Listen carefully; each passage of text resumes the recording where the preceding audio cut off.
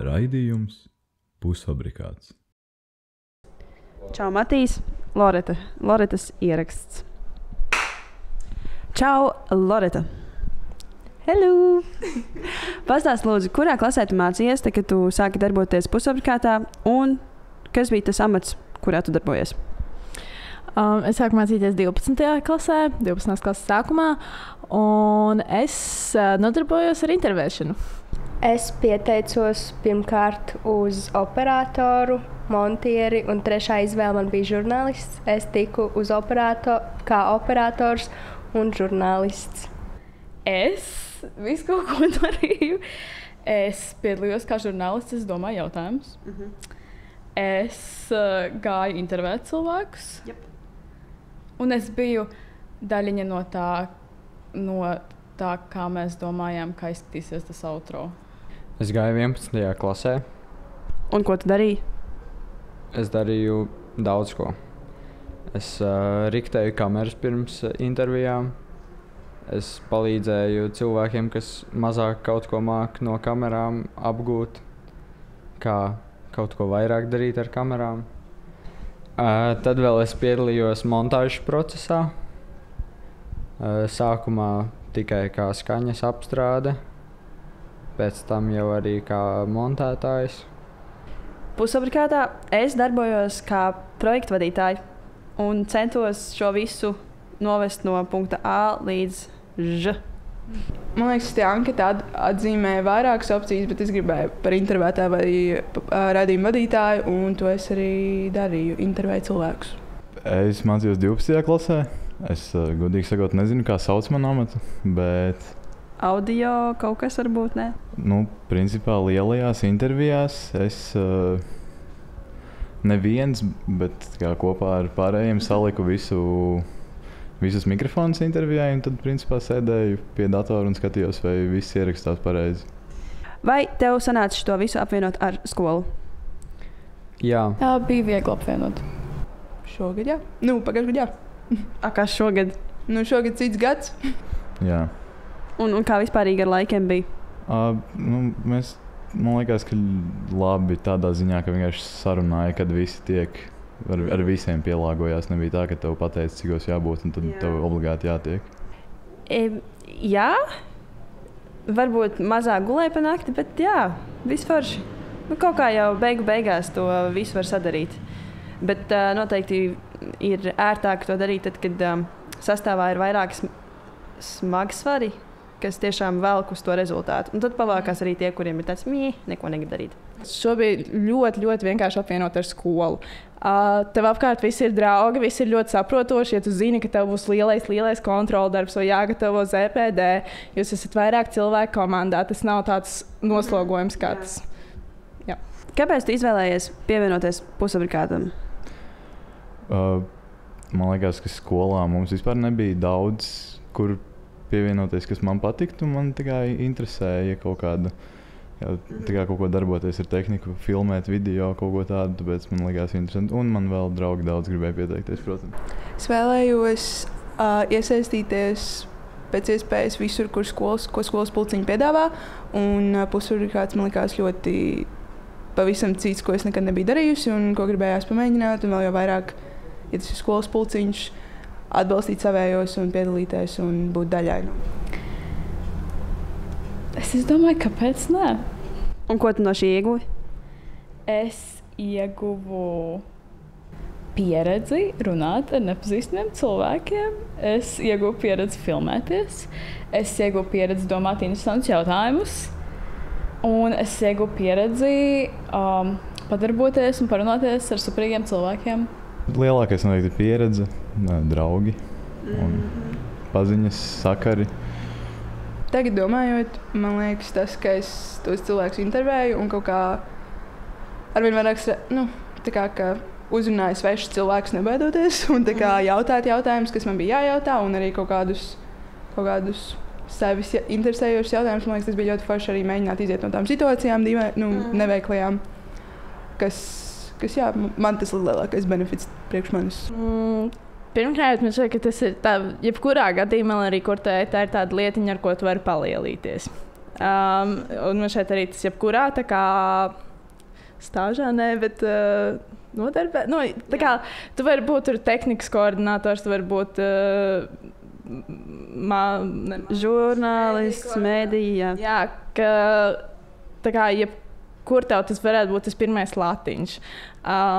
Tā kā šeit no tevis neprasa nekādu pieredzi, un ja tu tiešām tas ir kaut kas tāds, kas tevi interesē, šis ir šeit lielisks pirmais solis. Ko pēc tam tu aizies tālāk uz universitāti, un universitātē būs viss tas pats augstākā līmenī, kur viņi jau prasīs pieredzi, un tev šī pieredze būs. Uz interviju gāja, bija satraukums? Nē, īsti. Patika intervija? Jā. Kāpēc? Šī intervija? Nē, tā intervija, kas bija, lai tu tā kā tiktu pusvarkāt komandā. Aha, tā intervija. Tad bija bijuši satraukums, bet man patika, jā. Nē. Kāpēc? Es zināju, kāda sajūtas pusfabrikātā, un tāpēc nebija bail no cilvēkiem. Kā tu varēji zināt, kāds sajūtas pusfabrikātā, ja tu darbojies 10. klasē? Un kādi pazīstamie pirms tam bija pusfabrikātā? Jā. Kāpēc? Tāpēc, ka man nebija pieredze. Es nezināju īsti, uz ko es parakstos. Un man vienkārši ir bail no intervijām. Kas tev patika, darbojoties pusfabrikātā? Man ļoti patika foršā mūsu grupiņa, kas mēs bijām, manuprāt, ļoti radoši un forši cilvēki. Ļoti laba atmosfēra bija filmējot epizodus. Man ļoti patika uzņemt kaut kādu informāciju, sākot ar Dukuru, beidzot ar Barkānu, par sportu, par politiku, par vīniem. Ļoti plašs spektrs. Un man ļoti patika tā mūsu šī gada ideja par to, ka mēs bijām tik skaistās vietās. Nevis vienā kaut kādā nostūrītī. Man patika darbs komandā. Man ļoti patika, ka mēs vienkārši ar Evelīnu kopā braucām uz tām skolām un mēģinājām saprast, kur tās skolas ir. Un vienkārši, jā, arī vienkārši komunicēt ar tiem. Konkrēti tā ZPD epizode bija uz citām skolām mēs braucām un vienkārši bija ļoti interesanti pēc tam salīdzināt, ko mūsējie dara un ko citur dara. Pirmkārt, es ar visu to, ka es pieteicos uz intervētāju, kā jau iepriekš teicu, intervijas padara man ļoti satrauktu. Un man šķita, ka tas īstenībā bija ļoti labs veids, kā pārvarēt tās savas bailes no kaut kādas tā kā publiskas runāšanas ar kaut kādiem varbūt augstākā amata cilvēkiem. Un, tas ir viens aspekts, kas man ļoti patika. Un otrkārt, man vienkārši ļoti, ļoti patika kolektīvs. Tiešām tas tā kā es atceros, ka es kādam teicu, ka ja es varētu strādāt un pelnīt naudu ar šo, ka es vienkārši strādāju kopā ar saviem draugiem, I would love to do that.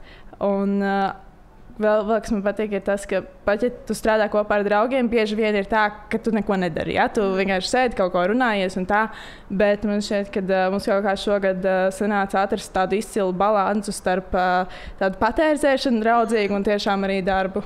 Man jaunums vispār atnākot uz šo skolu, kā 10. klasē, bija socializēšanās, un tajā man arī palīdzēja pusfabrikāts. Es iemācījos kaut ko nedaudz par kamerām, sēžot aiz tām. Es iemācījos arī daudz ko jaunu no pašiem cilvēkiem, kurus mēs intervējām. Un īpaši man patika, protams, vīndarītavā, sveču gaismā sēdēt, baudīt cidoniju limonādi, kas vēl nebija pieejama apkārtējiem. Es jutos ekskluzīvi. Kas tev nepatika? Strādājot, darbojoties pusfabrikātā? Ilgi domā, grūti izdomāt? Man liekas, mēs beigās bišķiņ atslābām. Jā. Kas tā kā ir saprotams vienkārši. Bija daudz jāmācās. Man varbūt būtu gribējies, lai citi cilvēki vairāk iesaistās. Vairāk arī tā, ka man nedaudz ir žēl, ka viņi paši varbūt palaida kaut ko garām, jo visiem ir iespēja, protams, braukt līdzi, piedalīties tajās intervijās, pasēdēt, paklausīties. Un bija cilvēki, kas tā kā neieradās, un man šķiet, ka viņi kaut kādā ziņā zaudēja to visu foršumu, kas šajā visā ir. Vai ir kaut kāda smieklīgākā atbilde, ko tu atceries no tā, kad tu intervēji? Es atceros, ka mums bija tā ZPD sērija, un tur bija tas čalis, kurš uzvarēja kaut ko tur valstī. Un es viņam pajautāju, vai tas vispār bija tā vērts, ko viņš tur uzvarēja, un viņam bija tāds nē. To es atceros, kaut kas tam līdzīgs. Kas ir visvaržākā atmiņa no tā, ko tu pieredzēji visa gada laikā? Pirmā atmiņa būtu noteikti mūsu pirmais saliedēšanās pasākums. Vienkārši man šķiet burvīgi, ka mēs kaut ko tādu uzrīkojām, ka mēs staigājām pa Siguldas kalniem un uzdevām viens otram varbūt tādus personīgākus jautājumus. Un tiešām no sākuma šķiet, ka tu esi grupā ar nepazīstamiem cilvēkiem, un ka vienkārši vienas dienas laikā tu vari tā arī satuvināties un tik daudz ko uzzināt viens par otru. Tā būtu viena lieta, visforšākā atmiņa, bet otra visforšākā atmiņa laikam būtu intervija ar Niklasu Barkānu. Jā. Un tas, ka mums vienkārši sagaidīja ar vīna degustāciju, un pirmo, kad tu nāc un tāda sajūta, ka tevi ciena, tu nāc, tu esi podcasts, un viņš grib ar tevi runāt, viņš tev ir saklājis galdu, un viss, ko viņš pastāstīja, man šķita tik interesanti, kaut kas pilnīgi cits no tā, ko es biju dzirdējis no visiem iepriekšējiem intervējumajiem. Tā ir arī vēl viena ļoti forša atmiņa. Man ļoti patika mūsu rudens brauciens uz Siguldu. Jo man pašai bija bail par to visu. Pirmkārt, tāpēc, ka man bija jāpārliecina, ka mums tas ir vajadzīgs. Un daudziem bija tāds, nē, bet tur kaut kāds cits lietas jādara. Forši bija tas, ka mēs runājāmies, mēs kopā izdomājām, kādas aktivitātes veikt, lai mēs mazliet vairāk saliedētos, kas pēc tam rezultējās tajā, ka mēs savstarpēji varējām forši komunicēt. Un jā, vispār tas brauciens bija ļoti super. Kāpēc tu ieteiktu citiem nākt uz pusfabrikātu? Šeit tāpēc, ka vienmēr pusfabrikātā baigi forši cilvēki. Visi apkārtējie. Un vienalga, kas tas ir. Šajā gadījumā pat ļoti labs piemērs, ka foršiem cilvēkiem forši strādāt un arī ļoti patīkami pēc tam ieguvumi. Jā. Man liekas, ka tā vienkārši ļoti laba pieredze. Paralēli skolai tur satikt cilvēkus, kuri kaut ko jau ir sasnieguši dzīvē un kuri var pastāstīt kaut ko interesantu. Bet šeit, ka tu tik ilgi nosēdi skolā un viss ir tik oficiāli, un man personīgi bija tāda sajūta, ka tu varbūt aizmirst ar visu to skolu kaut kādas nozares, kur tiešām sevi attīstīt un pilnveidot. Tu mācies, tu krāj tās zināšanas, bet šī ir tāda lieliska vieta, kur izmantot, kur sevi iepraktizēt un kaut kādas practical skills un dzīves pieredzi iegūt. Pirmkārt, iesaku pieteikties. Iesaku padomāt, uzrakstīt to motivācijas vēstuli, kas ir, es nezinu, kas tur būs 200, 300 vārdi.